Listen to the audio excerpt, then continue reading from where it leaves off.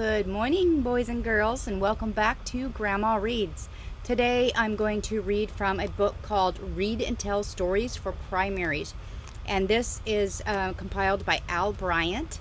And this book was actually belonged to my grandmother. And the copyright on it is 1957. So these stories are a little bit old, but they're still relevant. And so today I'm going to read Jim's Narrow Escape, and it's by Betsy McCurry. Jim's Narrow Escape. Say, fellows, I had such a narrow escape that it almost wasn't an escape. I almost got put in jail. My twin brother Jake and I were starting home from baseball practice. Bill and Sam caught up with us. They were eating candy bars. Were Jake and I hungry? I know where you guys can get some, Bill said.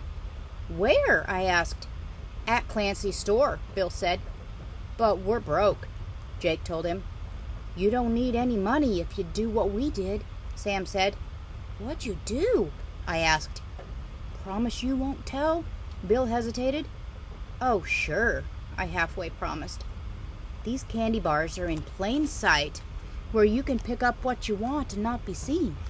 They'd never think of you guys helping yourselves anyway. Just pick 'em up and put 'em in your pockets. It's as easy as pie. Go ahead and get some, Bill explained. And be a thief? Jake exclaimed. Aw, that's not really stealing. We didn't break in anywhere. We just picked up what was in plain sight. Sam boasted. No one saw us.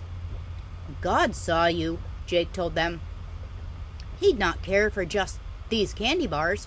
Go on and try your luck. Don't be scared, Sam coaxed. I don't think it's right, Jake kept saying. Dare you to, Sam egged us on. We'll never do it again, Jake. I promised, giving in and starting toward Clancy's. It was as easy as pie, all right. I slipped 4 candy bars in 2 pockets, and so did Jake. No one said boo to us. Outside, Bill and Sam were waiting.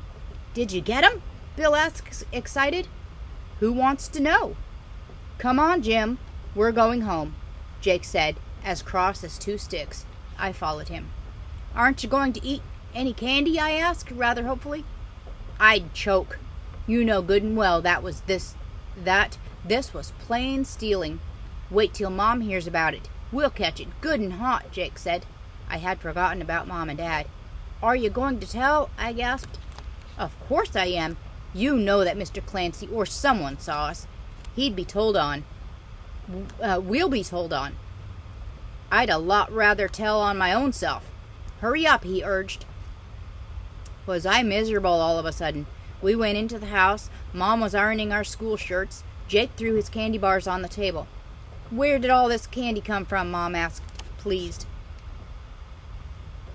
I tossed mine down. From Clancy's? Jake explained, not pleasantly. You two must be rich, Mom exclaimed. We swiped 'em, Jake confessed, sounding as miserable as I felt. Mom switched off the heat. She gathered up the candy and came to us asking, You what? Between us, we got her told. Now then, take your candy bars and march right back to Mr. Clancy. Put them into his hands and tell him what you've done. You know better than to steal any candy bars. Don't you dare come back till you've seen Mr. Clancy.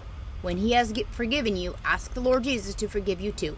Go on now and hurry, Mom said, not fooling a bit. We started out.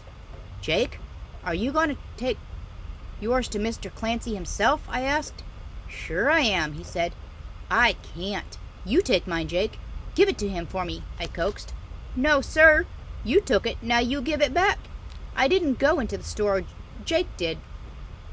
I kept out of sight. When he came out, he looked for me, but didn't see me. I started on home, fast. Was I sorry I hadn't gone in with him? I didn't know what to do. I just wandered around. Then I saw Grandpa driving toward me. Hop in, Jim, he invited. Want a little ride? Maybe he didn't know. In a few minutes we stopped. He stopped and announced, Here we are. But this is the jail, I exclaimed. That's right, Jim. I want you to meet the judge in here, Grandpa said. Say, fellows, Grandpa took me right to that judge and left me there. Did you ever have a judge talk to you? That judge made me realize how what we had done could lead us into lives of crime. Then he called Grandpa. I want to see Jim's father tomorrow at 5, he said. My father? My knees knocked together. Yes, Your Honor, Grandpa said respectfully. Somehow we got back into the car. Grandpa, could I stop and give Mr. Clancy these candy bars? The judge let me bring them along with me, I said. I'll wait outside while you go in to see Mr. Clancy, Grandpa said when we reached the store. I felt all shaky, but I walked right up to Mr. Clancy and said, I stole these candy bars. I'm sorry. I'll never take anything else that's not mine, sir. Do you know, Jim, you boys have opened my eyes to something. Those candy bars are a real temptation. I should make them a bit harder to take. I'm glad you boys brought these back, was all he said, just as pleasant. I hurried out to Grandpa, feeling a lot better. Daddy didn't say much when Grandpa told him the judge wanted to see him the next day. All he said was, I hope no son of mine ever makes it necessary for me to appear before a judge again. That wasn't many words, but they made me feel awful. He and Mom forgave us, and that made us feel better. That night, when I knelt to say my prayers, I certainly asked the Lord Jesus to forgive me. So did Jake. And I asked Jake to forgive me for even being willing to steal. I slept like a log because I had everything all cleared up. I did wonder for a few minutes what the judge would say to my dad, but he couldn't say much more than he had already said to me. So that was my narrow escape. I don't like such escapes. And that was a cute little story. So have you ever been tempted to steal, or have you ever stolen? And did you do anything about it? Did you take the things back? Did you ever tell anyone? If you have been tempted to steal, what made you not do it? Just a cute little story about some boys that actually thought about stealing. They were tempted. They knew what was right. Their friends kind of made fun of them a little bit, which pressured them into actually doing it. Do you have enough in you to stand up for what you know is right, and to tell your friends that it's not right, and that you're not going to do something like that? And if you have done that, taking the items back, admitting and telling that you did that, and definitely for sure, if you're sorry, asking Jesus to forgive you for doing that, and to help you to be able to overcome those temptations, and to be able to be strong, and to be able to stand up for what you know is right.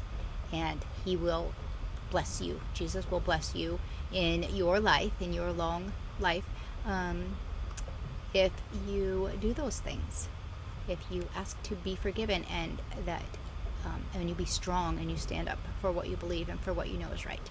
So I thank you for joining us again on this story, and we will have many more stories just like this. So thank you again for joining, and I will see you again next time. Bye.